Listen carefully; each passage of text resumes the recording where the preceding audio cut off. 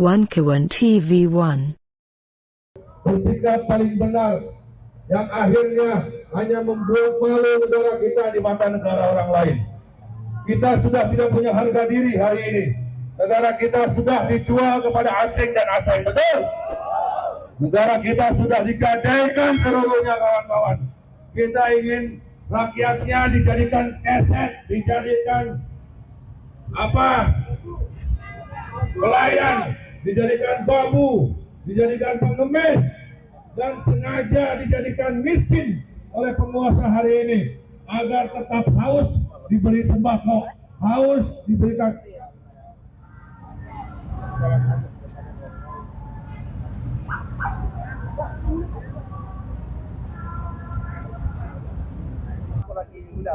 Dalam banyak diskusi, ini kesadaran yang belum sampai pada tingkat optimalnya. Saya kira memang masyarakat perlu berpikir lebih banyak lagi, merenungkan nasib bangsanya ke depan. Saat ini bangsa ini di ujung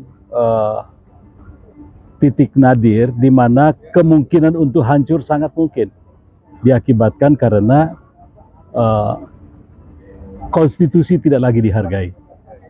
Dalam pemilu, segala macam pendekatan dilakukan dengan semena-mena, dan akibatnya kita tidak melihat lagi bahwa konstitusi ini menjadi perekat di antara sesama bangsa. Apakah kita ingin membiarkan hal ini terus akan terjadi?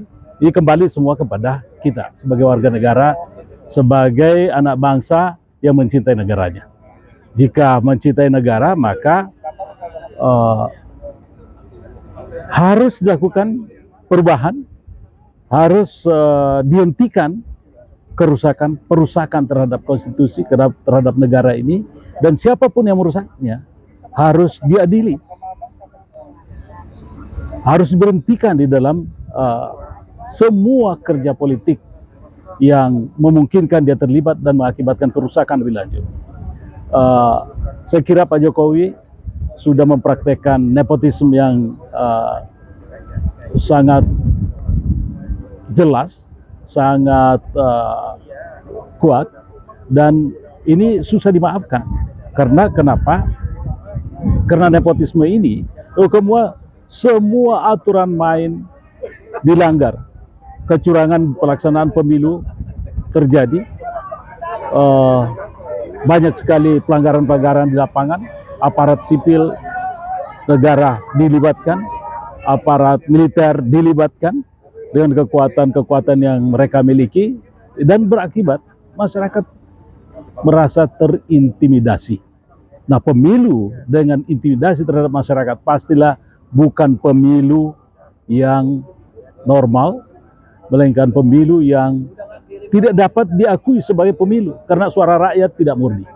Pemilu yang benar adalah ketika suara rakyat murni berasal dari pemikiran sadarnya tentang siapa yang akan mewakili mereka, siapa yang akan menjadi presiden mereka. Mari sama-sama kita menggalang kekuatan, kita bergerak memperbaiki bangsa ini, ikut merubah keadaan sehingga bangsa ini kembali mengalami kemajuan yang lebih maju lagi.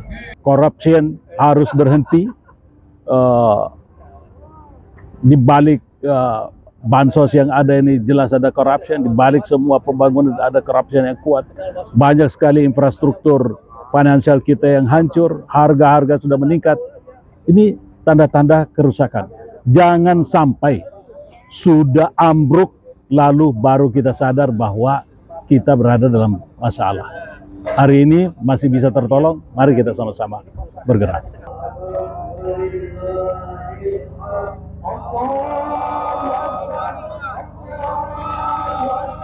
Ya, jadi pertama kita ingin menyampaikan respon positif pada masyarakat. Ternyata himbauan dari Pak Din ini direspon dengan sangat menggembirakan ya. Karena jumlah yang hadir pada sore hari ini cukup banyak ya. Cukup banyak ya. Mungkin bisa mendekati ratusan ribu atau bagaimana ya. Tapi saya ingin mengatakan itu luar biasa banyaknya.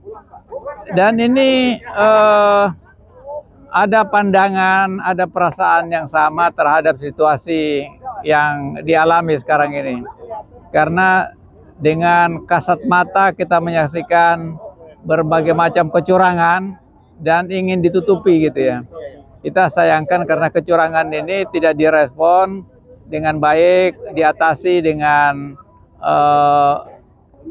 menyelesaikan masalah. Tapi justru seolah ditutup, seolah-olah tidak ada. Bahkan Ketua Bawaslu-nya kan sudah mengatakan dia belum menemukan kecurangan yang sifatnya TSM ya.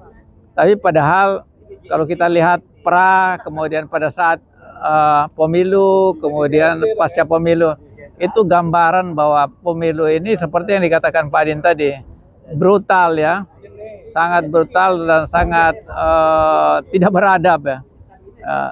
Dan sekali lagi rakyat menyadari masalah ini dan tumbuh perlawanan ya.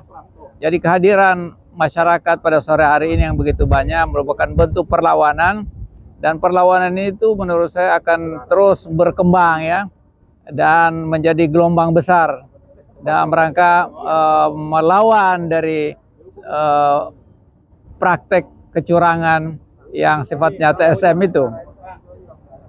Jadi ini tidak akan berhenti, tidak akan berhenti. Hari ini misalnya Pak Adin merespon, kemudian kalau ada aliansi lagi dengan kekuatan lain, misalnya dengan Habib Rizik, gelombang ini. Kalau saya lihat yang datang ini orang-orang Habib Rizik belum turun nih, belum turun. Kalau turun itu bisa jadi lautan manusia yang memadati DPR dan berbagai tempat di Jakarta. Dan sekali lagi seperti yang kita sudah baca di media sosial bahwa Habib Rizik ini menentang keras kecurangan pemilu. Dan kita saksikan hari ini begitu banyak yang datang, berarti ada perasaan yang sama untuk melawan ketidakadilan, melawan ketidakbenaran, melawan kecurangan. Saya kira itu barangkali yang saya saksikan sebagai seorang yang mengamati apa yang terjadi pada sore hari ini. Jadi kalau kekuatan dari DIN yang bisa dikumpulkan pada hari ini yang cukup banyak ya. Kemudian ada tokoh lain lagi, misalnya Habib Rizik yang masanya belum turun ya. Itu gelombang yang akan menyemut di masyarakat Jakarta ini akan terjadi, Pak. Dan sekarang ini nggak ada lagi rasa takut untuk menyebut Jokowi itu adalah sumber masalah gitu. Itu baliho yang begitu besar, itu penggambaran orang nggak takut lagi. Dan memang menurut Pak JK, tadi malam waktu ada buka puasa di rumahnya, ya setelah tanggal 20 kekuatan Jokowi itu makin melemah, orang nggak takut lagi. Sekarang itu modalnya hanya dua saja. Dia bisa memberhentikan orang dan mengangkat orang. Tapi setelah pengumuman tanggal 20 itu orang sudah melemah dukungan pada beliau. Jadi itu akan semakin masif dukungan masyarakat dan mudah-mudahan ini ada perubahan. Jadi saya setuju yang disampaikan tadi teman-teman supaya sebaiknya Jokowi mengikuti seperti yang dilakukan Pak Harto. Ketika Pak Harto tidak lagi disukai oleh masyarakat, terutama kelas menengah perkotaan, ya sudah dia mengundurkan diri dengan baik. Lengser ke Prabon, ya saya kira sebaiknya Pak Jokowi juga melakukan seperti itu karena orang nggak ada lagi takut atau merasa khawatir dengan membuat baliho yang gede gitu kemudian difoto dan disebarluaskan di berbagai penjuru tanah air itu mencerminkan bahwa kredibilitas Pak Jokowi itu sudah habis ya. Dan satu-satunya yang dilakukan oleh seorang pemimpin adalah ya lengser ke Prabon, mengundurkan diri dengan baik dan kemudian ya bertapa gitu ya. Bertobat. Begitu.